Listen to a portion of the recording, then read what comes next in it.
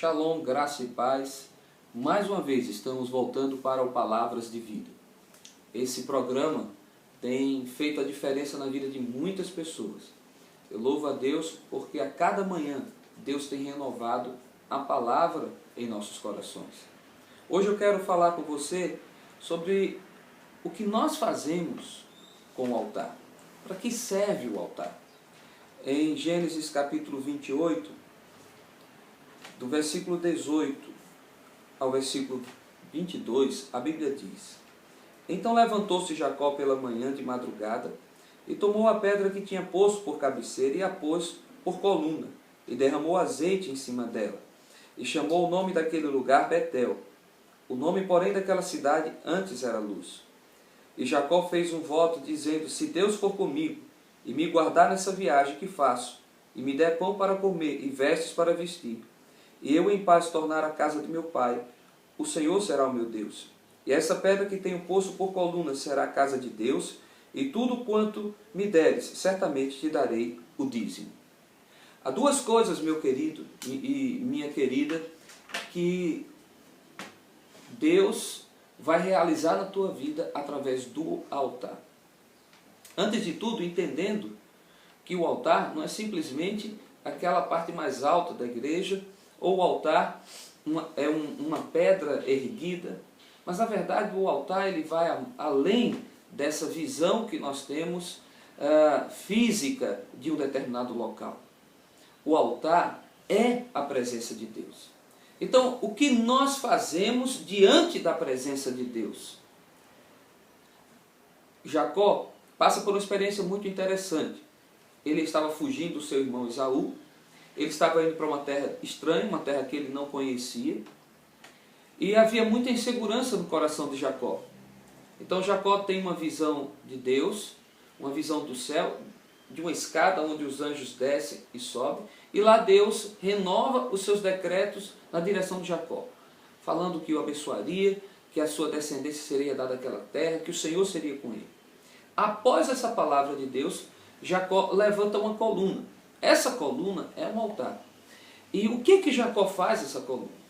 Duas coisas maravilhosas. Primeiro, ele faz um sacrifício.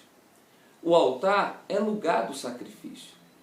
Nós sacrificamos o nosso tempo, nós sacrificamos as nossas motivações, nós sacrificamos os nossos recursos. Jacó sacrificou, por exemplo, o azeite, porque das poucas provisões que ele estava levando para a viagem, com certeza ele estava levando azeite. E lá ele fez um sacrifício de algo muito valioso para ele. Quando nós estamos no altar, irmãos, e no altar do Senhor levamos a sério a presença de Deus, não há como não sacrificar. E aí, essa é a primeira coisa que nós fazemos no altar, o sacrifício. E a segunda coisa que nós fazemos no altar é a aliança. Jacó fez uma aliança com Deus e disse que se o Senhor o abençoasse, se o Senhor estivesse com ele, certamente ele daria o dízimo de tudo.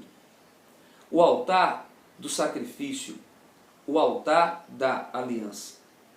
Nessa manhã, hoje, quando nós terminamos mais uma semana, eu quero te desafiar a entender que todos os dias você precisa oferecer a Deus um sacrifício.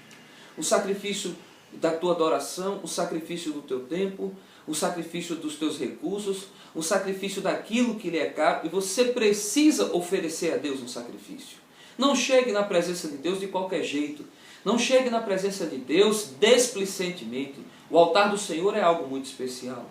Lembre-se que Jacó levantou o altar porque ele havia recebido uma palavra de Deus. Então, quando você recebe uma palavra de Deus, o altar se torna um lugar de sacrifício na tua direção. Uma outra coisa importante, meu querido, o altar é o lugar onde você faz aliança com Deus. Deus tem projeto na tua vida, Deus tem direção na tua vida, então você tem que receber da parte de Deus os projetos e a direção que Ele tem para você. Não seja como uma pessoa que vive como palha ao vento, de um lado para o outro sem direção. No altar de Deus haverá direção para a tua vida e você pode entrar em uma aliança com Deus e firmar essa direção. Deus vai te levar a grandes lugares, Deus vai te levar a grandes conquistas, Deus vai te levar a lugares assim especiais. Deus quer fazer grandes coisas na tua vida, esse é o ano do teu milagre, mas meu irmão, não saia do altar, esteja sempre, todos os dias, renovando a sua caminhada com Deus no altar. Shalom, amo você, Deus te abençoe.